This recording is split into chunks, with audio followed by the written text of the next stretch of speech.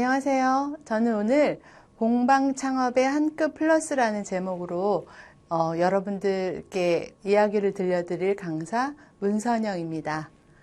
네, 공방을 창업하시려고 생각하시는 분들이라면 제가 오늘 하는 내용을 많이들 알고 계실 거예요. 그렇지만 거기에 제가 한 끗만 더 플러스를 해드릴게요. 자, 그럼 먼저 제 소개를 먼저 드려야겠죠? 저는 간단하게 소개를 드리면 저는 지금 이지소잉 아카데미라는 공방을 운영하고 있어요. 공방을 운영한 지는 10년이 훨씬 넘었고요. 그리고 또 하고 있는 일 중에 하나는 이지소잉 프랜차이즈라는 공방의 대표이기도 합니다.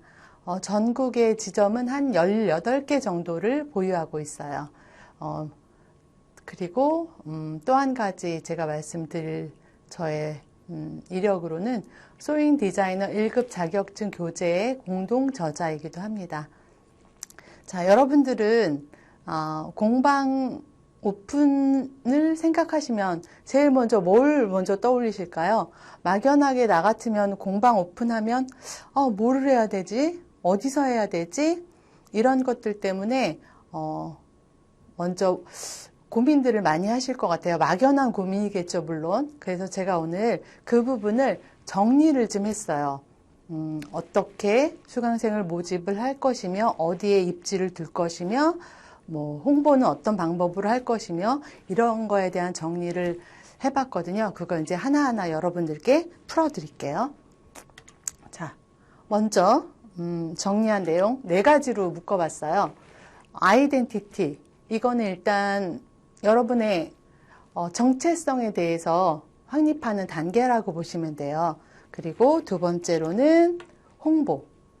제일 중요한 부분이죠. 홍보에 대해서는. 자, 그 다음 이야기는 하나씩 풀어드리기로 하고, 그 다음 부분은 이제는 이제 홍보까지 하셨으면 입지 선정, 내가 위치를 어디에 둘 것인지, 또 인테리어는 어떻게 할 것인지에 대한 고민들을 지금부터 하시는 거예요. 그리고 나서 4번째는 자, 위치까지 다 정해졌으면 수강생들을 모집하고 또 그 수강생들을 오래 10년, 20년 저 같은 경우는 수강생이 길게는 10년까지 저랑 같이 하시는 분들이 있었거든요. 그래서 이렇게 오래 유지할 수 있는 방법들, 비결에 대해서 여러분들께 이야기로 풀어드릴게요. 자, 먼저 아이덴티티, 정체성을 확립하는 단계라고 보시면 돼요. 아이덴티티에서는 일단 구상 단계와 구체화 단계로 나눠봤어요. 자, 먼저 구상 단계를 보시면 자, 미래 막연하게 여러분들 나는 공방을 하려면 어떻게 해야 되나? 뭘 먼저 제일 해야 되지? 라는 고민들을 머릿속에 떠올리실 거예요. 자, 막연하게 이렇게 떠올리신 여러분들의 생각이 결국에는 공방을 오픈하시면서 공방의 색깔로 연결이 되기도 합니다. 연결이 되기도 하는 게 아니라 반드시 연결이 돼요. 자, 그러면 나의 색깔은 무엇일까? 이 부분에 대해서 막연하게 생각을 하실 거예요. 나는 뭘 제일 잘하지? 네, 이런 것도 생각을 하게 되고, 그리고 내가 여태까지 공방을 준비하려고 하면서 생각했던 이런 것들을 이제 막연하게 생각하는 단계가 구상 단계라고 보시면 되고요. 자, 두 번째. 자, 내가 제일 잘하는 게 뭔지 정리를 한번 해보셔야 돼요. 이게 결국엔, 여러분들이 나중에 커리큘럼을 만드는 데에서 가장 중요하게 작용되는 요소라고 보시면 되거든요. 내가 제일 잘하는 게 결국은 나의 베스트 아이템이 되거나 아니면 스테디 아이템이 되실 거예요. 그럼 저 같은 경우는 공방을 한 10년 이상을 했는데 제일 먼저 집에서 공방을 시작을 했어요. 제 지인분들이 제가 바느질하고 아이 옷 만들어 입히는 모습을 보면서 너무 배우고 싶다. 이제 저보고 수업을 해보지 않겠냐. 그런 이야기들을 많이 하셨는데, 그래서 저도 막연하게, 공방? 수업? 내가 할 수 있을까? 하는 생각을 했어요. 근데 뭐까짓 거 한번 해보지. 네, 주변 분들, 친한 분들부터 가르쳐 보면 되는 거니까 일단 그분들이 저한테는 마루타가 되었던 거죠. 그래서 공방을 오픈해서 나가기는 부담이 되고 아이도 어리고 해서 일단 집에서 오픈을 시작을 했어요. 오픈을 시작을 하려고 공방을 오픈하려고 보니까 뭘 먼저 해야 될지를 모르겠는 거예요. 그때 했던 고민들이 사실은 제가 10년 동안 이렇게 공방을 키워나가면서 준비했던 과정들이라고 보시면 되거든요. 그거를 이제 오늘 여러분들한테 정리해서 알려드릴 거예요. 자, 제가 제일 잘하는 게 무엇인지를 정리해 보니까 결국은 제가 제일 좋아하는 거였더라고요. 그거는 옷이었어요. 저는 20대 때부터 옷을 배우고 옷을 만들어 입고 하면서 막연하게 그냥 공방이란 생각조차 하지도 못했었는데 아이 낳고 주변 지인들 분들의 권유로 공방을 오픈하면서 이제 준비를 많이 했었죠.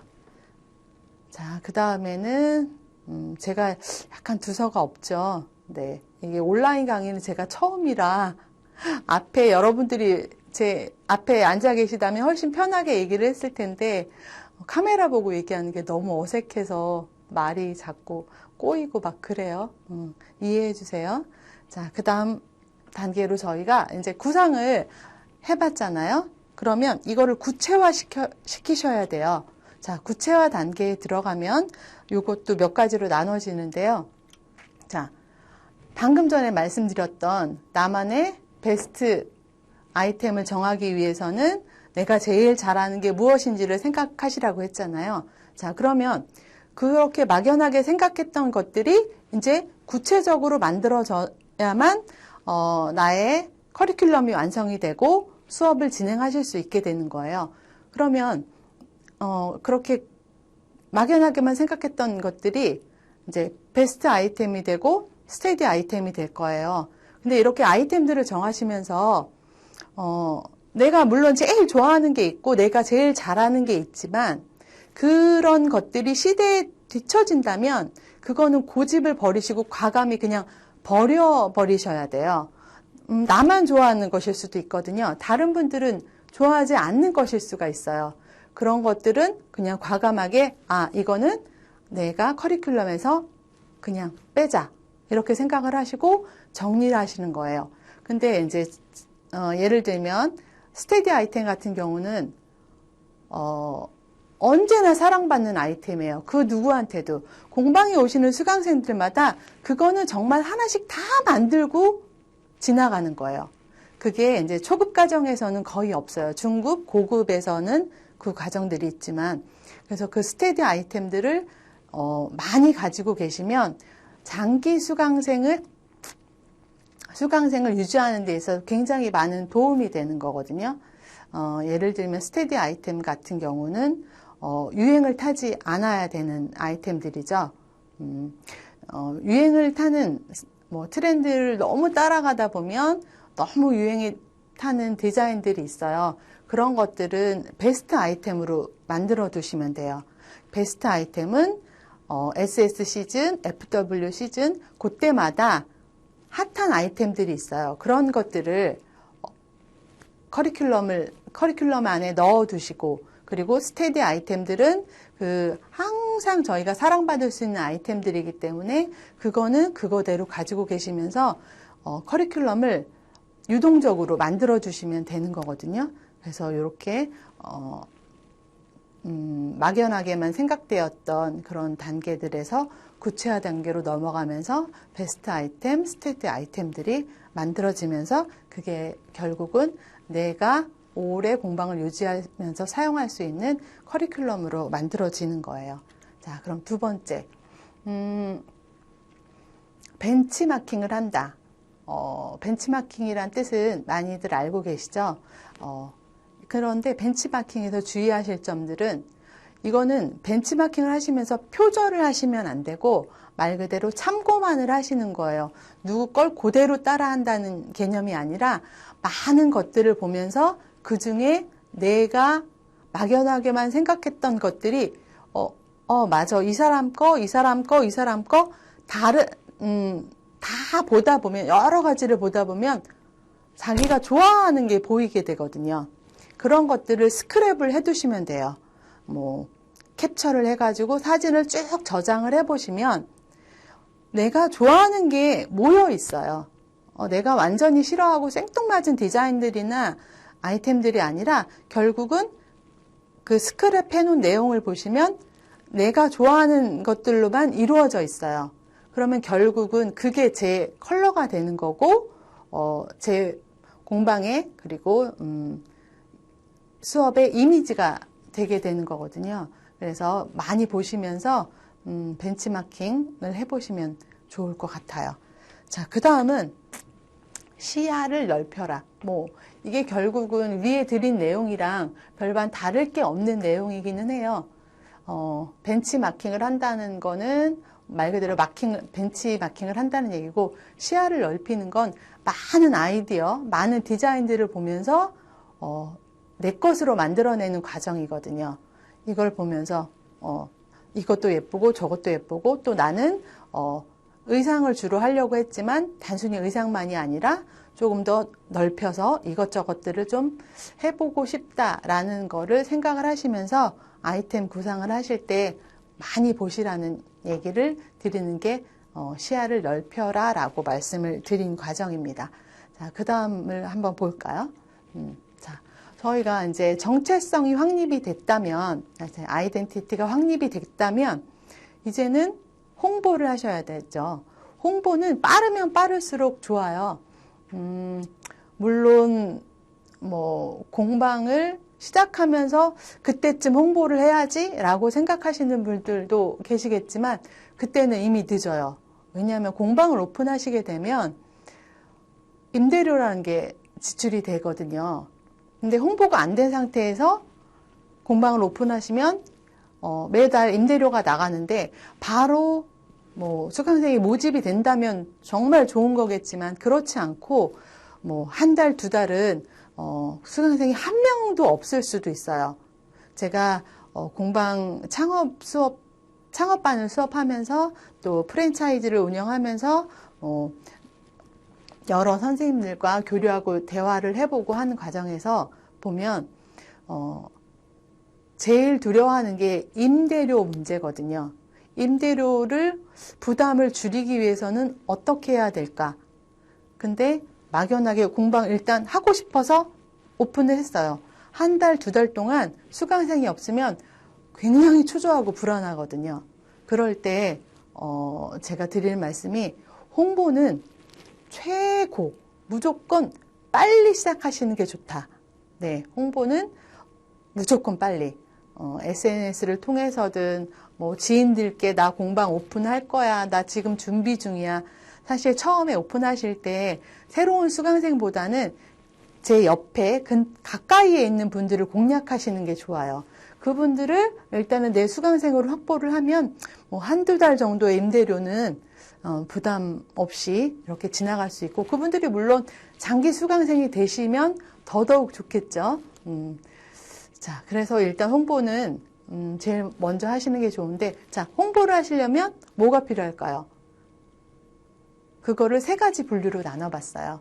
자, 네이밍 첫 번째, 두 번째, 누구한테 홍보를 할지 타겟을 정하는 타겟팅, 그리고 어떤 식으로 홍보를 해 나가야 할지 그 부분에 대한 프로모팅, 이렇게 세 가지로 제가 나눠 봤는데, 자, 한 가지씩 살펴볼게요. 자, 네이밍.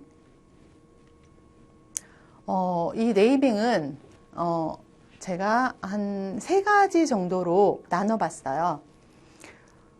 먼저 포괄적인 의미의 이름을 만드셔야죠. 만드셔야죠가 아니라 이제 이렇게 세 가지가 있는데, 포괄적인 의미의 이름을 짓는 과정. 한 가지 아이템이 아닌 확장성을 고려해서 이름을 짓는 거예요. 저는 이미 이지소잉이라는 이름으로 10년 넘게 공방을 하다 보니까 이름을 바꾼다는 게 굉장히 어려워요. 그런데 지금은 이것저것 여러 가지를 하다 보니까 제일 안타까운 게 제 이름이에요. 아, 내가 왜 소인이라는 국한된 이름을 가지고 그 내용을 가지고 이름을 지었을까? 처음에는 제가 공방만을 생각을 하고 이름을 지었어요. 이지소인, 쉬운 바느질. 아, 이렇게 하면 사람들이, 근데 사실 제가 처음에 공방을 오픈할 때는 소잉이라는 말 자체도 굉장히 많은 사람들에게 낯설었어요. 그래서 동대문 시장을 가도 원단을 구매할 때 어디세요? 그러면 이지소잉이요? 이러면은 네? 이지소? 뭐요? 이러기도 하고 택배 아저씨들이 거기 이지소죠? 이렇게 얘기하기도 하고 제가 이시의 지소라는 줄 알고 잉자는 아예 발음도 안 해주셨거든요. 그 정도로 그때는 소잉이라는 말 자체가 굉장히 어색했고 또 이지라는 말이 앞에 붙으니까 이지소가 제 이름이 될 때도 되게 많았어요. 그래서 제 이름에 사실은 지금은 너무 많이는 아니지만 그래도 좀 알려졌기 때문에 이름을 바꿀 수 없는 상황이지만 이름을 조금 염두에 뭐라 그럴까요? 나는 이 일을 소잉만에 국한된 것이 아니라 조금 더 확장을 시켜서 나중에 여러 가지 아이템들을 여러 가지 컨텐츠를 가지고 사업을 해보고 싶다 할 경우에는 이름을 그냥 단순하게 소잉자가 들어가지 않은 뭐 예를 들면 마릴라 이런 이름은 그 누가 들어도 뭐지? 라고 하실 수 있죠. 제이드 이런 것도 마찬가지고 네. 그래서 이런 식으로 이름을 정하실 때 포괄적인 의미를 부여할 수 있는 그런 이름을 만들어 보시는 것도 좋아요. 그리고 그 다음으로 이름 지으면서 염두에 두실 거 하나 더. 특성을 나타내는 이름. 이제 방향성을 드러나도록 이름을 정하는 거죠. 지금 제가 말씀드린 것처럼 이지소잉. 누가 봐도 소잉하는 사람이고 그리고 또 다른 분의 이름을 하나 몇 가지 말씀을 드리면 소잉 주삐에. 네. 주삐에라는 말 자체가 재단사라는 얘기거든요. 그러니까 소익도 뭐 특성이 나타나 있고 주삐에도 특성이 나타나 있고 그럼 누가 들어도 이분은 뭐 하는 분인지 짐작하실 수 있죠. 그리고 오늘도 소잉. 네, 그것도 말 그대로 소잉이란 말이 바로 드러나기 때문에 이분도 뭐 하는 분인지 바로 아실 수가 있어요. 자, 이래서 특성을 나타내는 이름으로 짓고 싶다 하실 경우에는 뭐 소잉이라는 이름이 들어가도 괜찮고 주삐에라고 해서 뭐 그런 이름이 들어가도 괜찮고 그런데 이제 나는 뭐 다른 건 할 생각이 전혀 없어. 나는 내 공방만 예쁘게 그리고 공방을 잘 키워보고 수강생 모집을 많이 하고 내 나이가 뭐 지금 뭐 몇인데 뭐 확장을 해. 그냥 공방만 잘 운영하면 좋겠어. 하시는 분들은 오히려 방향성이 드러나도록 이름을 짓는 게 유리하실 수가 있어요. 뭐 수강생 모집도 마찬가지고 그리고 나중에 간판을 제작해서 쓰실 때에도 마찬가지고 특성이 나타나면 조금 더 쉬운 뭐 어필하기 훨씬 쉬운 그런 방법이 되기도 하겠죠. 자, 그 다음에는 이름을 지을 때 또 고려해야 될 부분 하나. 트렌드를 반영한 이름이에요. 이거는 좀 감각적이게 느끼죠. 트렌드를 반영한. 이름도 그때에 따라서 조금 트렌드가 있어요. 예를 들면 감성 뭐뭐뭐 그 다음에 무슨 아뜰리에 뭐 예를 들면 뭐 아뜰리에 갖고 계신 분들이 굉장히 많던데요. 아뜰리에 그리고 하나는 무슨 스튜디오 소잉 스튜디오라고도 하기도 하고요. 그런데 이제 감성적인 이름을 많이 쓰시는 분들은 보면은 주변에 자수하시는 분들이거나 인형하시는 분들 이런 분들이 이름을 굉장히 예쁘게 많이 지으시더라고요. 그래서 그런 내가 아이템을 뭘로 정하느냐에 따라서 이름은 1, 2, 3번 세 가지 중에 생각을 하면서 네이밍을 하셨으면 좋겠고요. 자, 그 다음으로 해야 될 부분은 뭐냐면요. 타겟팅이죠. 내가 이름까지 지었는데 내가 누구한테 이걸 홍보를 해야 되나? 그거를 정하셔야 되겠죠. 자, 누구한테 홍보를 해야 될까요? 제일 먼저 홍보를 하려면 뭘 먼저 해야 될까요? 자, 주력 아이템을 선정한다. 이게 뭘까요?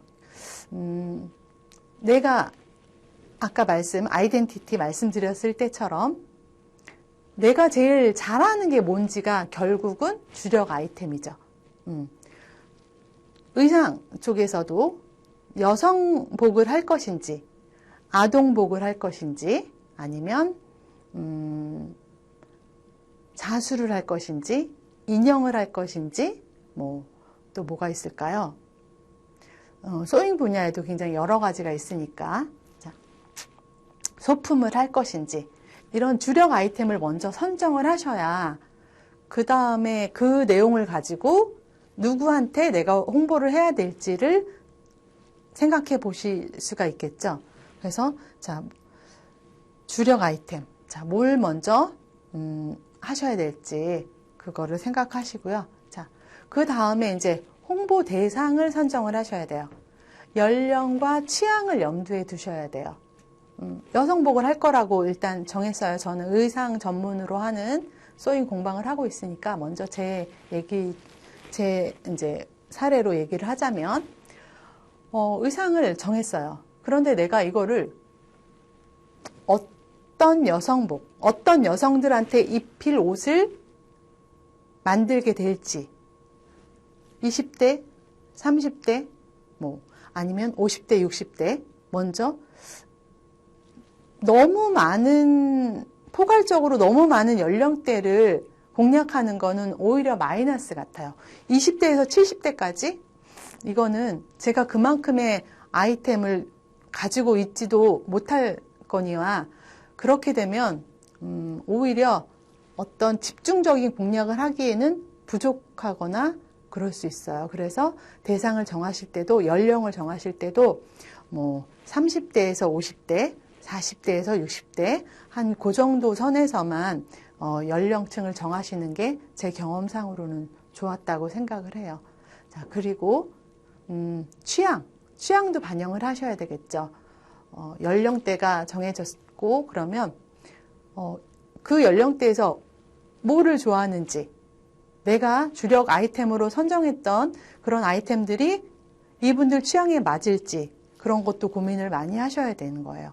린넨 의류를 할지, 아니면 막 다트 들어가고 몸에 이렇게 핏되는 디자인의 의류를 할지, 그런 것도 정하셔야 되고, 아니면 힙합 스타일의 의상을 하게 될지, 그런 부분도 결국은 취향을 고려한 대상을 선정하는 데에서 중요한 요소이기도 하죠.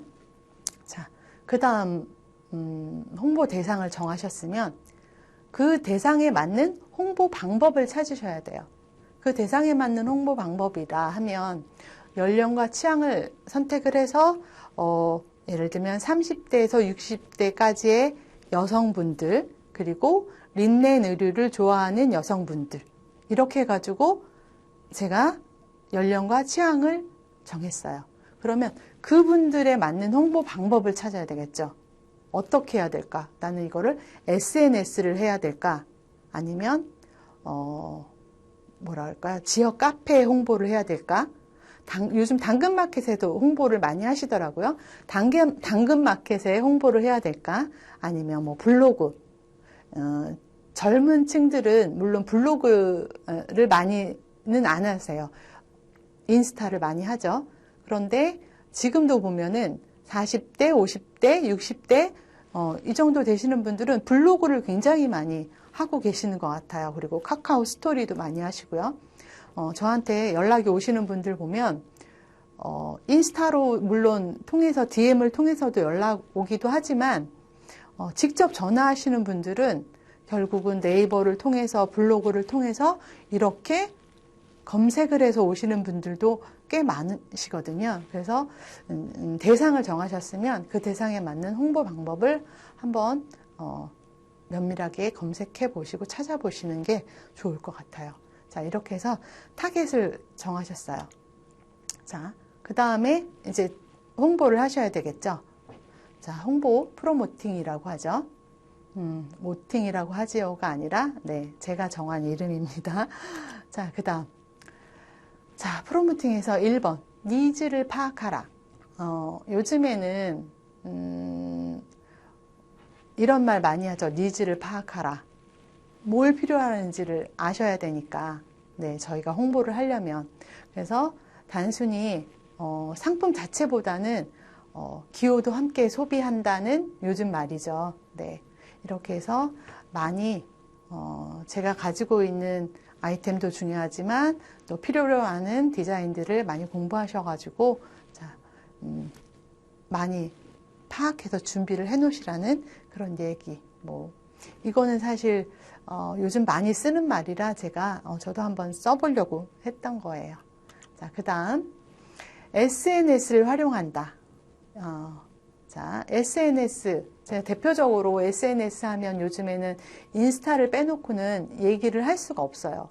그쵸? 인스타를 너무나 많은 분들이 하시고, 사실 저도 인스타 한 지가, 저도 이렇게 쭉 내려서, 피드를 쭉 내려서 보니까 제가 2017년도 5월에서부터 인스타를 시작을 했더라고요. 오래되진 않았어요. 그런데 그것도 정말 울며 겨자 먹기로 시작을 했어요. 이런 걸 해야 돼? 그냥 있으면 오는 거 아니야? 왜냐면 저는 공방 오픈했을 때, 오픈을 2월에 시작을 해서 3월에 오픈을 했는데 그 한 달 동안 수강생이 거의 100% 모집이 됐었거든요. 그때만 해도, 이런 SNS를 활용하기보다는 그냥 동네에서 주변에 계시는 분들이, 여기 뭐 생겼네? 제가 3층 공방인데, 여기 뭐 생겼네? 인테리어 시작했네?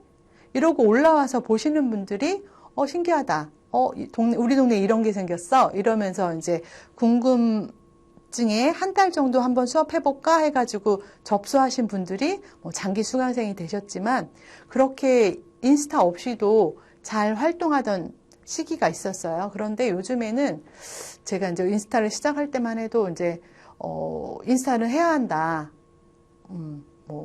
너를 알려야 한다. 이래가지고, 그래. 남들이 다 하니까 나도 좀 한번 해볼까? 해가지고 시작했던 게 2017년부터였거든요. 근데 요즘에는 인스타를 안 하면 얘기가 안 돼요. 네. 홍보도 그렇고. 그래서 인스타를 일단 제가 홍보하는 아이템 중에 하나로 예를 들어드리면, 인스타를 피드를 올리실 때 뭐라고 할까요? 좀 여러 가지 보면은 스토리들이 많이 있어요. 근데 저는 인스타 피드가 결국은 저희들한테는 매장도 물론 공방도 중요하지만 인스타 피드 자체가 공방의 매장의 쇼윈도라고 생각을 하시고 피드를 하나하나 만들어서 올리시면 좋을 것 같아요. 너무 복잡하게 많은 피드가 있고 많은 꽉 찬 내용들이 눈에 보이면 저 같은 경우는 겁을 먹어요. 이 사람 정신없어. 프로필에도 안 들어와 볼 수도 있어요. 그냥 그냥 넘기는 경우가 있죠. 그래서 저는 인스타 피드를 나의 쇼윈도라고 생각을 해요. 여러분들이 이렇게 어디 길을 지나시다가 예쁜 옷가게가 하나 있어요. 그래서 그 쇼윈도를 봤어요. 근데 옷이 2개만 걸려 있어요. 아무것도 없이. 근데 되게 깔끔하고 그 2개 걸려 있는 옷이 엄청 예뻐요. 그러면 그 안에 들어가고 싶으세요? 아니면 그냥 지나가고 싶으세요? 저는 굉장히 들어가고 싶거든요. 여기 2가지 옷이 보이는데 너무 예뻐. 그러면 저 안에는 더 많은 예쁜 옷이 있을 거야. 그런 기대감에 문을 열고 들어가게 되거든요. 그런데 밖에서 봤을 때 막 정신없이 옷이 막 엄청 걸려있어. 보여주고 싶은 게 너무 많아가지고 그분은 막 10개씩 막 20개씩 밖에다가 다 보이게 걸어놨어. 그러면 그게 보이는 게 다면 궁금증이 전혀 생기지 않아요. 그리고 너무 정신없으면 정신없어. 별로 들어가고 싶으면 안 생기는데? 이러거든요. 그래서 저는 쇼윈도라고 생각을 하고 인스타 관리를 해야 한다라고 생각하는 입장이에요. 물론 저도 인스타 관리를 그렇게 예쁘게 막 쇼윈도처럼 하지는 못해요. 대표적으로 예쁜 인스타 관리 하시는 분들이 일본 사람들이 올리는 피드를 보면 굉장히 그런 것들이 많아서 벤치마킹 하시는 분들이 많은데, 물론 저 또한 참고는 하고 있고요. 자, 그래서 그렇게 인스타 피드를 나의 쇼윈도라고 생각하고 관리를 하시면 될 것 같아요. 그러면 이쯤에서 제가 하나 인스타 피드 올리는 내용 중에 정리를 잠깐 해봤어요. 팁을 드리는 건데, 이제 제가 인스타를 올해는 안 했지만 하면서 여러 가지 보면서 느낀 점들, 그리고 어떤 식으로 인스타 관리를 하시는지 그 부분을 정리를 살짝 해봤거든요. 자, 팁이라고 보시면 될 것 같아요. 자, 스토리가 있는 인스타가 있고요. 컨텐츠가 있는 인스타가 있어요. 그리고 스토리와 컨텐츠를 적절하게 융합해서 만들어진 인스타가 있어요. 자, 스토리가 있는 인스타는 말 그대로 인스타 피드에 나의 이야기가 있는 거예요. 내 일상을 공유한다고 보시면 돼요. 오늘은 뭐를 먹었다. 어느 카페에 갔다. 또 아니면 오늘은 내가 기분이 너무 꿀꿀하다. 뭐 위로 좀 해달라. 뭐 이런 식으로 올리면서 또 오늘 공방에서 뭐를 했다. 이거를 만들었다. 오늘 수강생이 이만큼 와서 수업을 하고 갔다. 이런 식으로 스토리를 만들어서 피드를 완성하시는 분이 있고, 컨텐츠를 만들어서 거기에 부합하는 이미지만 올리시는 피드가 있어요. 예를 들면, 이제 의상을 하는 분이에요. 그러면 그분은 다른 건 하나도 안 올리고 의상만 계속 올리죠. 그리고 그 의상에 어울리는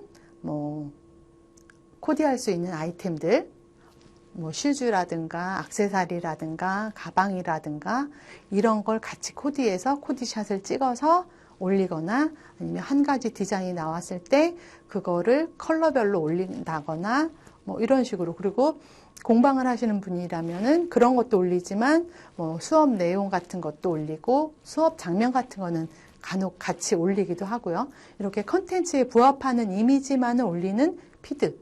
그리고 하나는 스토리와 컨텐츠, 이거를 적절하게 융합을 하셔서, 물론 비중을 스토리에 두시거나 컨텐츠에 부합하는 내용에만, 그 이미지에만 비중을 더 어느 쪽에 비중을 두느냐가 중요하기는 해요. 막 중구난방 섞이는 것보다는 스토리가 있으려면 그 스토리에 집중을 하시고, 또 컨텐츠에 부합하는 이미지만 올리는 내용이 있다면 거기에 집중을 하셔가지고 적절하게 융합을 하셔서 피드를 만들어가는 그런 방법들이 있어요.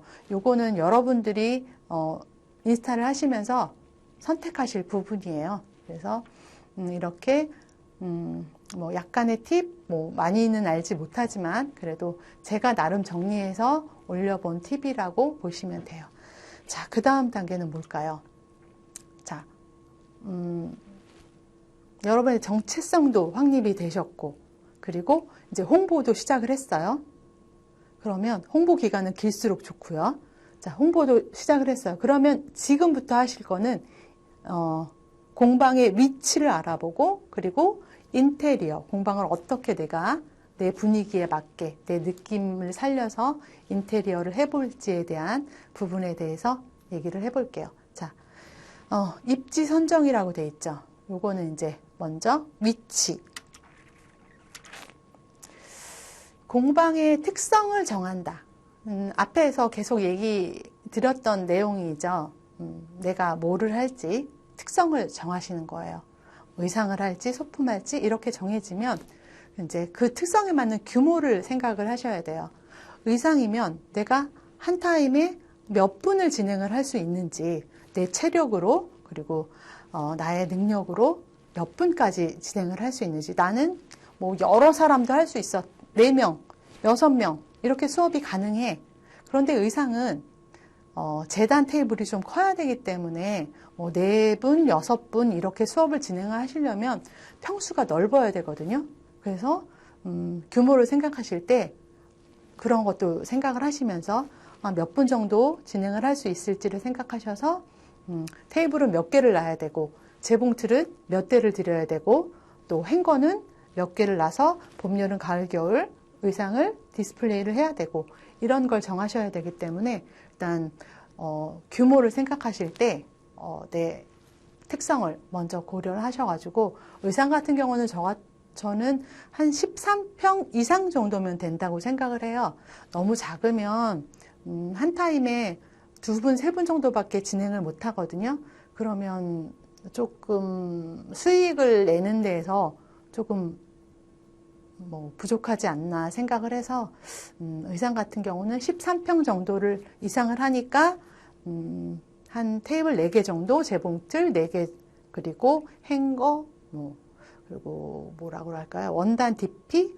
근데 의상은 원단 DP가 그닥 필요하지 않은 것 같고, 제가 만들어 놓은 그런 디자인들을 보여주는 행거가 사실은 더 필요하니까, 그래서 그런 규모를 생각하실 때 제가 정했던 아이템들, 그런 것들, 뭐 인형, 소품 이런 거는 18평, 5평에서 하시는 분들도 계시거든요.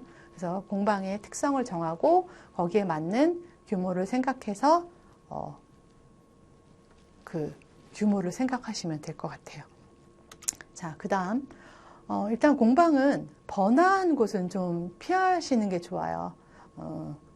저희가 여태까지 홍보에 대해서 얘기했지만 홍보는 SNS로 많이 하시기 때문에 뭐라 그럴까요? 조금 변두리에 있어도 공방은 찾아오시는 곳이거든요. 막연하게 길 지나가다 밥 먹으러 들어가거나 뭐 편의점에 물건 사러 들어가거나 공방은 그런 개념이 아니기 때문에 좀 번화한 곳은 피하는 게 좋고요. 그리고 자, 3번 1층을 고집하지 마세요. 저는 공방이 3층에 있어요. 그래서 제가 해본 결과 굳이 1층에서 임대료 많이 주고 하실 필요 없어요. 그 임대료 고민 때문에 막 수강생들한테 왠지 내가 장사꾼 같은 느낌을 주거나 하는 것보다는 3층, 2층, 3층, 뭐 더 높게는 6층에서 하시는 분들도 계시거든요. 그렇기 때문에 반드시 1층을 고집하지 마시고 뭐 홍보 전략을 잘 짜면 되니까 자, 굳이 1층을 하지 않으셔도 돼요.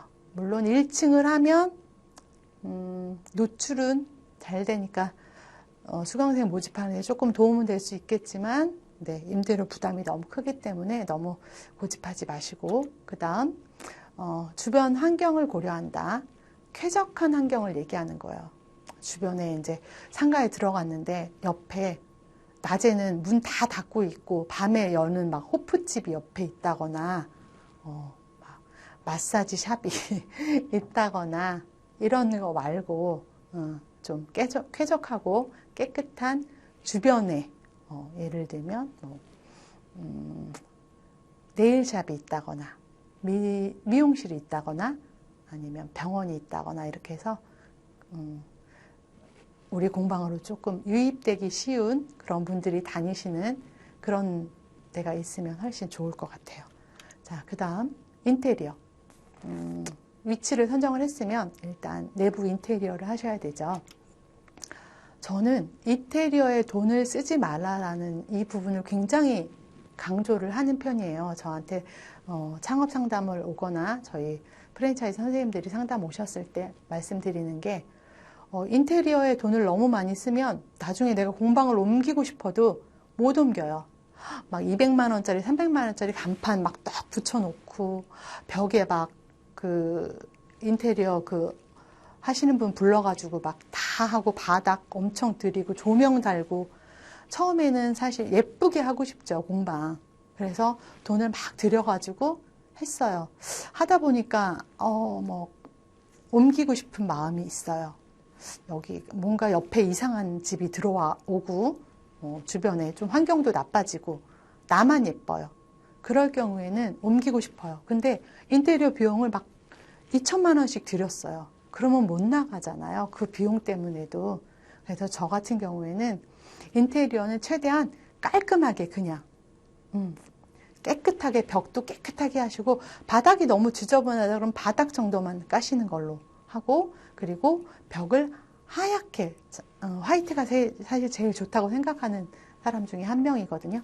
깨끗하게 하셔가지고 그 안에 가구하고 행거, 테이블, 재봉틀 이런 거에 투자를 하시면 좋을 것 같아요.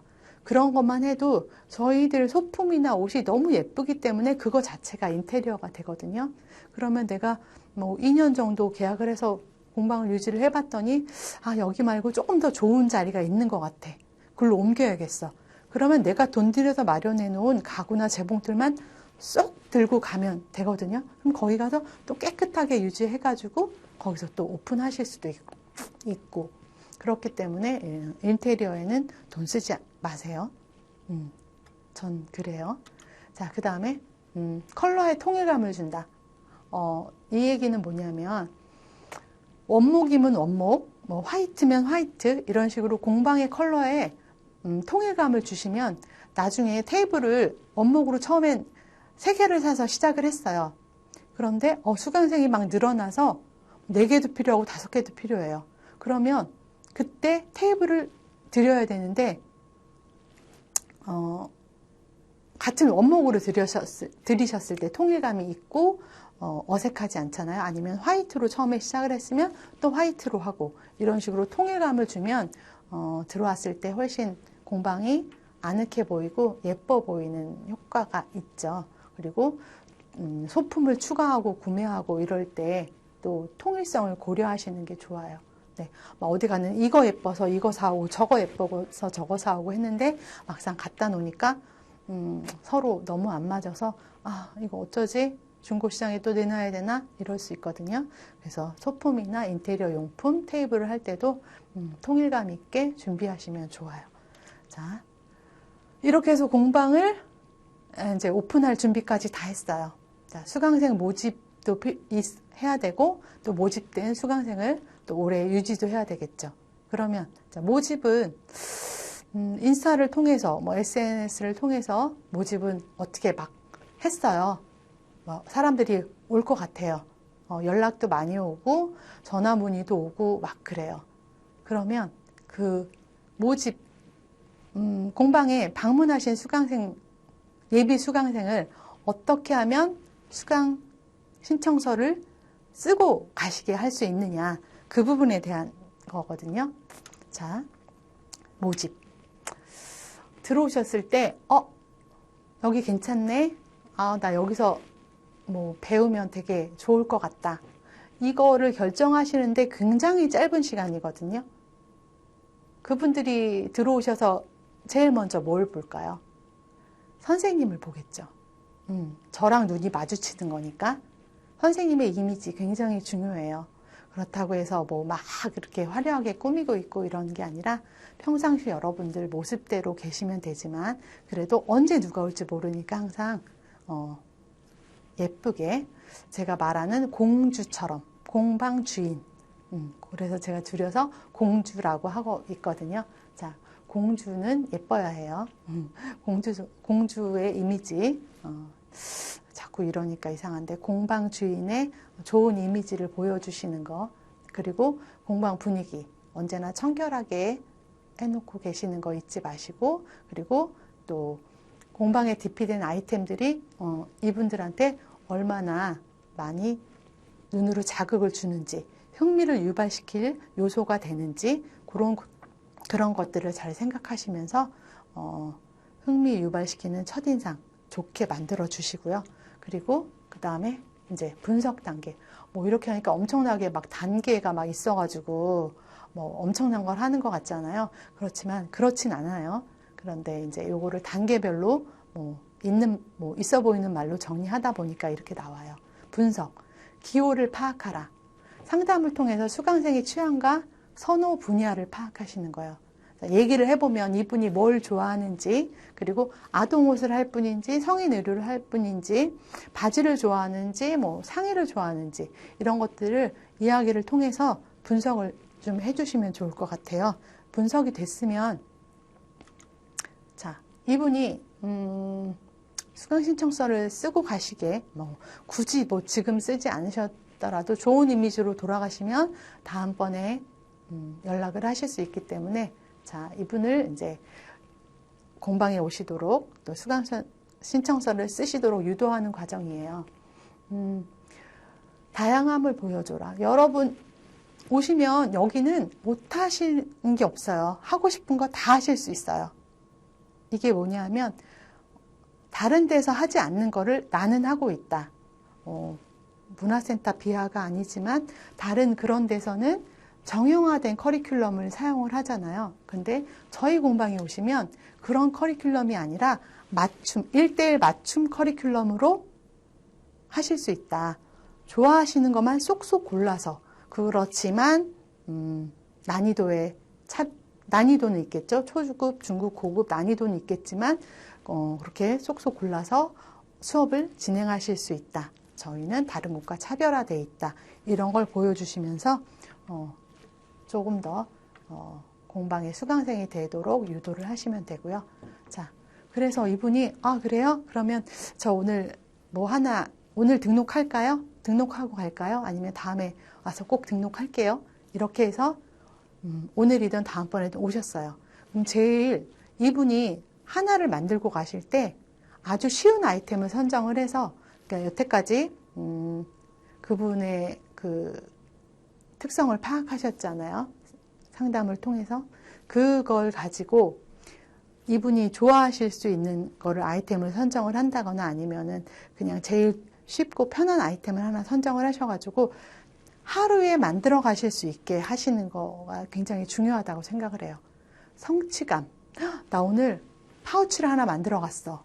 와, 나 바느질 소질 있나 봐. 나 계속 해야 될 것 같아. 이런 마음을 가지실 수 있도록. 너무 어렵게 가르치면 그분이 하루에 완성을 못 하실 수도 있고, 너무 힘들어서 나 이거 취향 아닌 것 같아. 나 하시면서도 재미없어 이러면서 하실 수도 있거든요. 최대한 쉽게 가르쳐 드리면서 그 단 하루에 아주 재미있게 해가실 수 있도록 성취감을 선사를 하시라는 얘기예요. 자, 그 다음은 이렇게 이제 입문까지 하셨으면 이 수강생들을 오래 유지하셔야 돼요. 자, 계속 새로운 수강생을 모집하는 거 굉장히 어렵잖아요. 그냥 기존의 수강생을 오래 유지를 하시면 훨씬 편해요. 새로운 사람을 가르치는 것 자체가 굉장히 어렵기 때문에 기존 수강생들을 오래 유지하려면 어떻게 하면 오래 유지할 수 있을까? 그거 한번 살펴볼게요. 자, 트렌드를 공부하라. 시대의 흐름을 파악하고 커리큘럼에 반영해서 장기 수강생을 만드는 거죠. 자, 우리가 공부하지 않으면 새로운 디자인도 안 나오고 새로운 커리큘럼을 만들어낼 수가 없어요. 그래서 계속 SS, FW 이번 시즌에는 어떤 디자인들이 유행을 하게 될까?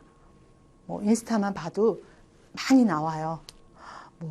작년, 재작년까지만 해도 그 세일러복 형식의 디자인들, 블라우스부터 코트, 자켓 그런 것들이 굉장히 많이 나왔거든요. 그러면 그거를 제 커리큘럼에 반영을 하셔야 돼요. 고집을 하시면 안 돼요. 나는 내 거로만 가야지가 아니라 그런 것들도 어느 정도는 넣으셔가지고 커리큘럼도 바꿔보시고 또 그래서 기존의 수강생들한테 나 올해 이거 해봤다. 어떠냐? 예쁘지 않냐? 그러면 예쁘다. 나 이것도 해야 되겠다. 선생님 저 이거 할래요. 저 다음번에 저거 할래요. 그 다음에 이거 할래요. 막 정말 아이템이나 디자인이 줄을 서야 돼요. 그래야 그분들이 오래 우리 공방에 오실 수 있는 분들이 되는 거거든요.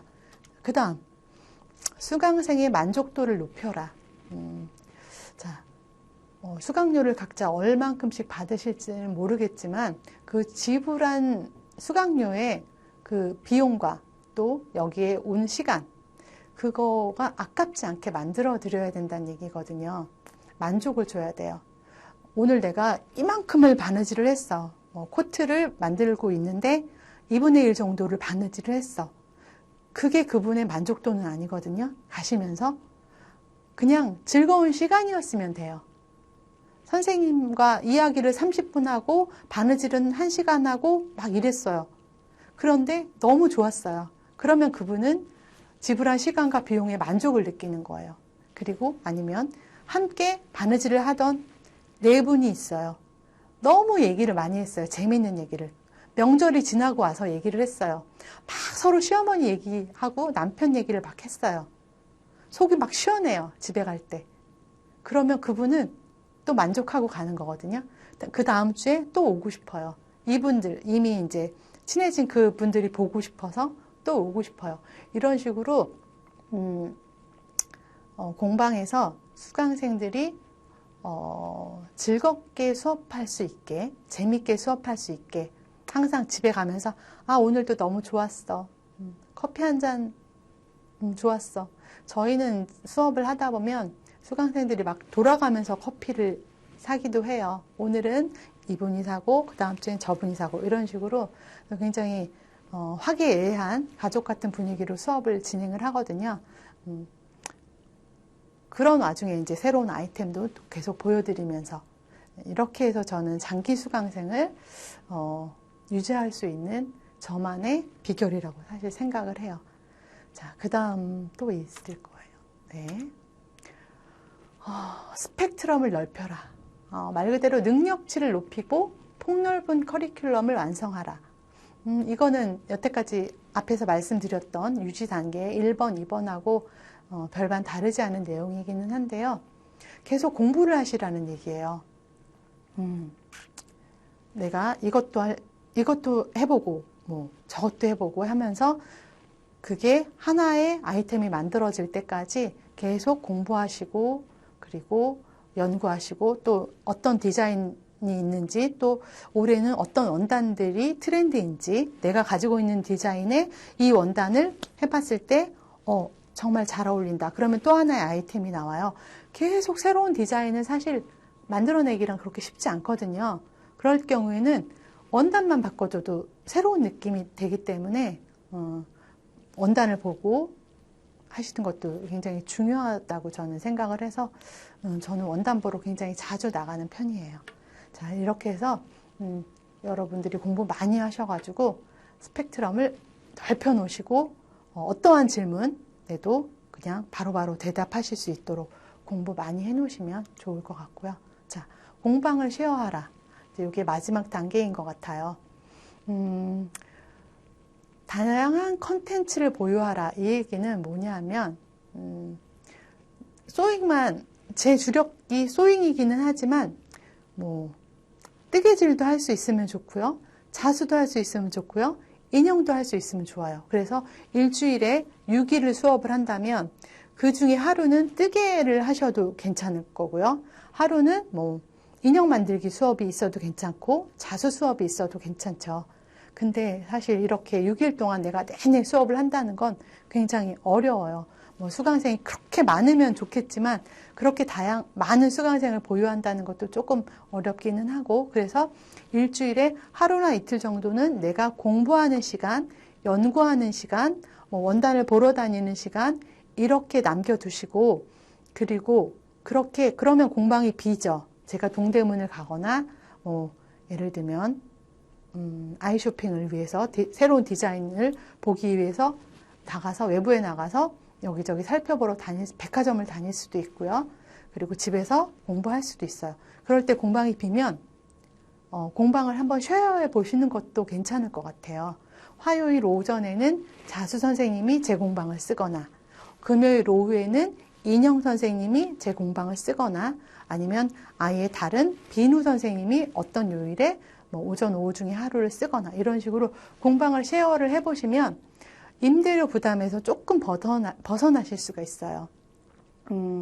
제가 6일을 다 못 채운다고 생각하시면 이렇게 조금씩 쉐어를 해주시면 그분들은 사실 또 공간이 없어서 찾고 계시는 분들도 계시니까 이렇게 공방을 쉐어를 하시면 임대료 부담에서 조금 벗어나시면 나도 훨씬 여유롭게 공방을 운영하시게 되고 시간 면이나 아니면 체력 면에서도 훨씬 여유로워지고 그렇게 되는 거거든요. 그래서 이렇게 공방을 오픈하시려고 마음 먹고 계시는 분들 아니면 막연하게 공방까지만 생각하시는 분들을 위해서 제가 여기까지 이렇게 정리를 한번 해봤어요. 제 나름대로는 제가 이제 깊이 들어가면 더 많은 내용들이 있겠지만, 요거 이렇게 간단하게 정리를 해본 거거든요. 혹시라도 더 많은 내용이 궁금하시면 언제든지 저한테 연락하시고 오시면, 뭐 상담비 같은 건 없고 그냥 이야기하면서 차 한잔 하면서 그렇게 하시면 방문해 보시면 좋을 것 같아요. 자, 제가 준비한 내용은 오늘 여기까지예요. 어떻게 도움이 많이 되셨겠죠? 공방이라는 꿈을 꾸고 계신 분들한테 조금이나마 도움이 되셨으면 좋겠어요. 자, 마지막으로 제가 여러분들한테 한마디 말씀드린 거, 싶은 거. 자, 공방도 뭐 결국은 비즈니스죠. 그래서 지금부터 여러분의 비즈니스 감각을 한번 깨워 보세요. 그러시고 준비를 차근차근 해보시면 좋을 것 같습니다. 자, 제가 준비한 강의는 오늘 여기까지였습니다. 감사합니다.